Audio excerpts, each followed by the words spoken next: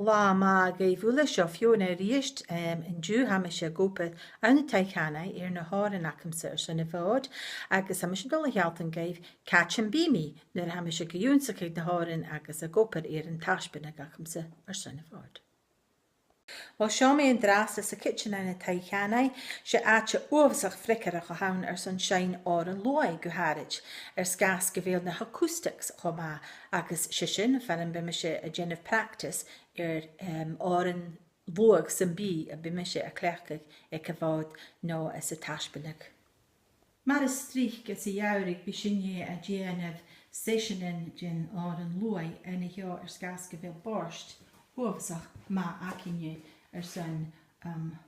sin an loi ach an drasde ha láide cochbanin is treintrin ha project móradul an drasde ach sin far an bí sin déanamh na an loi agus Aite gimas noch a han son sin. Agus a seo férdinne tean bice an Taigh agus sé seáh uamhsach snoch a han agus be mis a cleachgah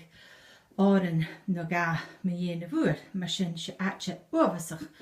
freicarach a han ina heo sanna bhí sin na háran cholachrí sin.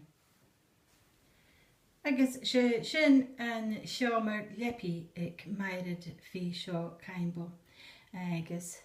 mar a hiú há thularút tíirech fan na plastic sgas go bhfuil sin na déanamh obair an Taigh drasde ach sé seomar uamhsach snoch a han agus sin na céit gan na garrig agus cuideach sealadh uamhsach snoch a han cuideach gan na garrig a bhíal agus sgas go ré seomar lepi an sin fearm be me a sin na crónin. Agus son críochnach an dú sin fan a bhé me a gópar an taisbeanadh a be me déanamh ag a bhád a sa airson in áheachgain. Be me déanamh taisbeanadh ag a leimtrí éiche loin si a bhládíag ag léiristí seach am is múnichig van títal Hunting Folk Songs in the Hebrides. sé article a scríb mairid fé seo is a National Geographic magazine is a bhliana 19 da fichet sa seach agus be me sé cleach go jalavan, filmichin, h-orain, sound archive agus an gú ach am hín cuideach son